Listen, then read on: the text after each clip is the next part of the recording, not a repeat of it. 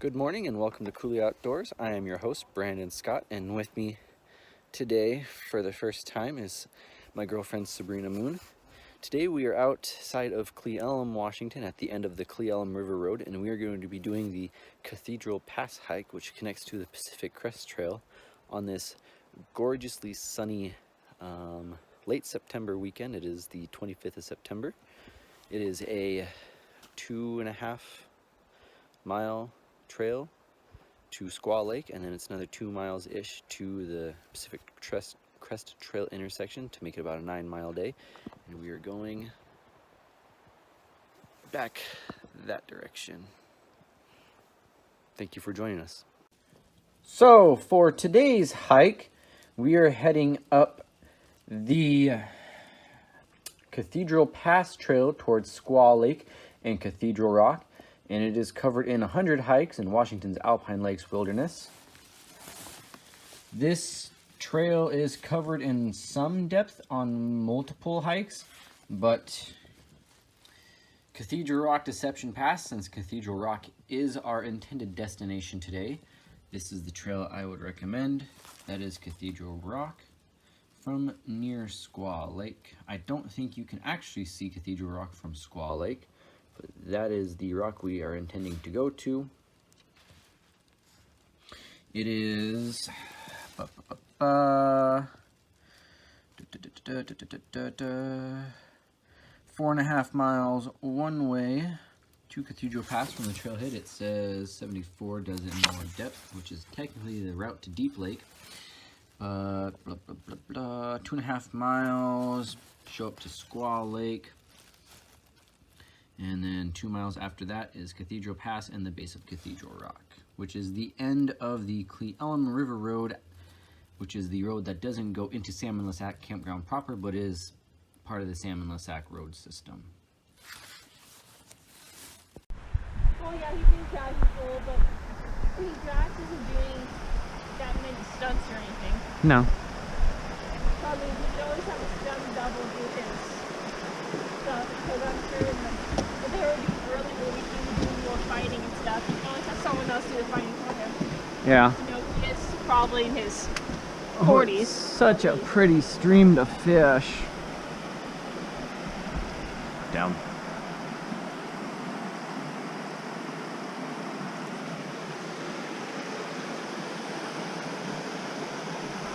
Down. Insert.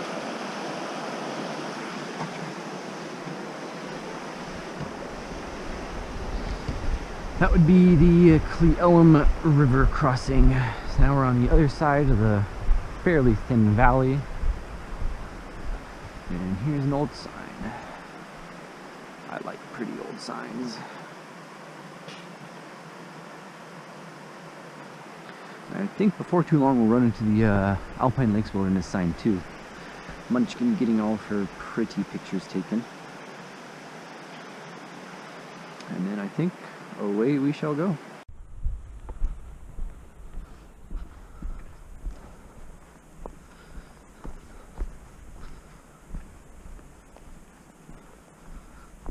Oh, late September, beautiful fall colors are just starting to come in.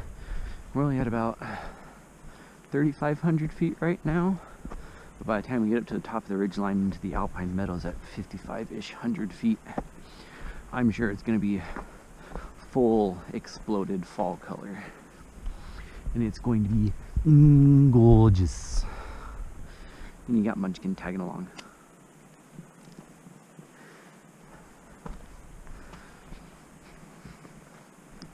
And yes, YouTube, I am fully expecting to this get a bunch of likes and comments just because there's finally a pretty girl on the channel.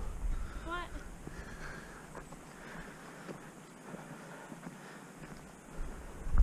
Because I highly doubt most of you come here just to listen to Nash and I babble. You're here for the nature scenes and hoping for a pretty girl. It's like putting up a cat video on YouTube. The cat could be chippy. The cat could be literally doing absolutely nothing in the video for 5 minutes and it'll blow up with 1 million likes.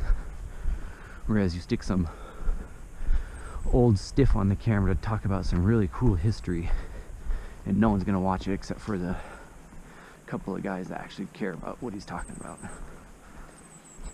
And no, I won't get her to go swimming. She says it has to be pool water, warmth for her to go swimming. So you won't get any lewds. Sorry. Maybe when we go to Yellowstone, we go swimming in the fire hole. You might get to see something.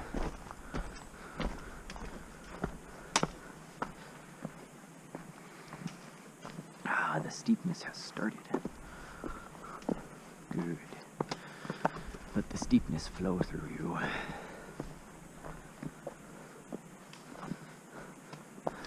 Yeah, this is pretty characteristic of East Slope Cascade Mountain forest, dominated in the lowlands and the hotter areas that you'll see when we go do the Waptis River for me to go fishing tomorrow.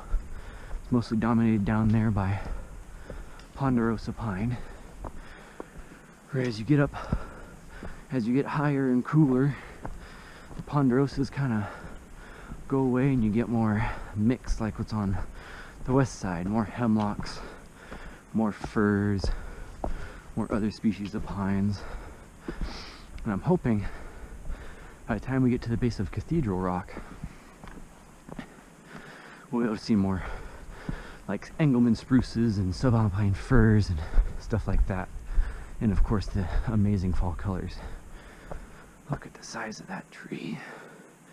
I think big trees only grow where it's cool and wet, like the Olympic Peninsula or out by the ocean side of mountains. You're wrong. I've seen plenty of massive ponderosas on this side of the mountains.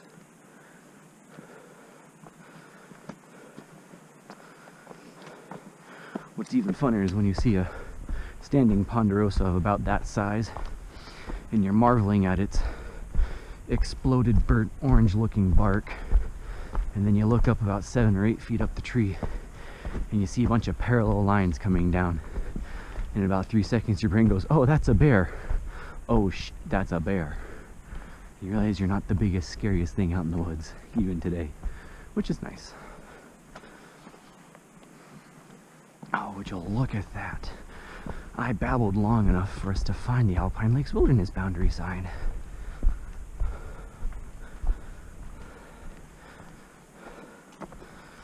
Get my actual phone out and get a picture of it.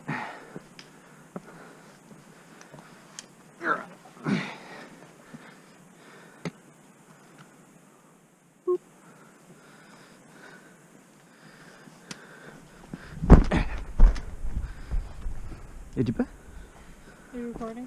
Yeah. I haven't turned it off yet. I will here in a second or two.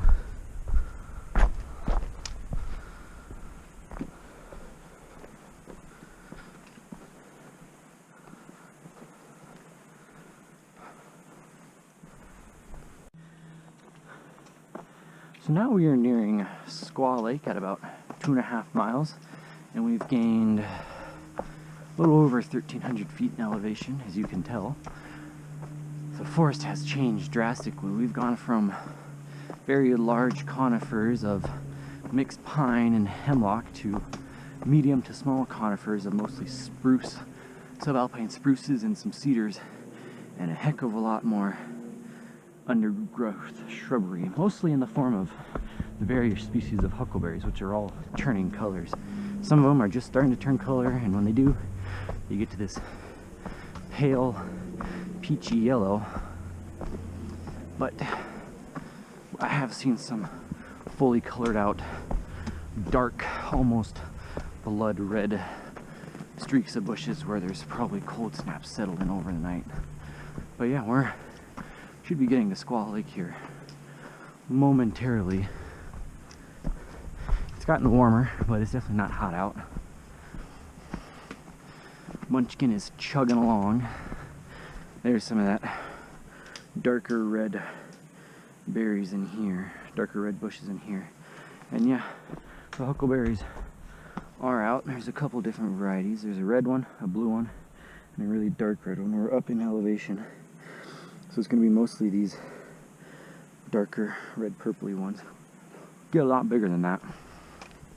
And those ones, those dark red ones, are usually pretty sweet.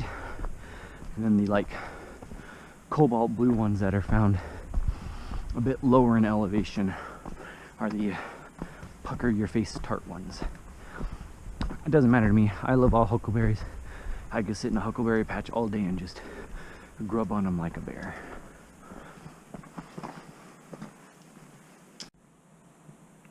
Well, we have made it to Squaw Lake after about 2.5 miles of hiking and about 1,500 feet of elevation gain. A nice little emerald green pool tucked up against a talus slope along the ridge line. It's about 1.5 miles further along the trail to get to Cathedral Pass and the intersection with the Pacific Crest Trail. But at this point we may or may not be going that far. We may just hang out by the lake for another while and call it a day.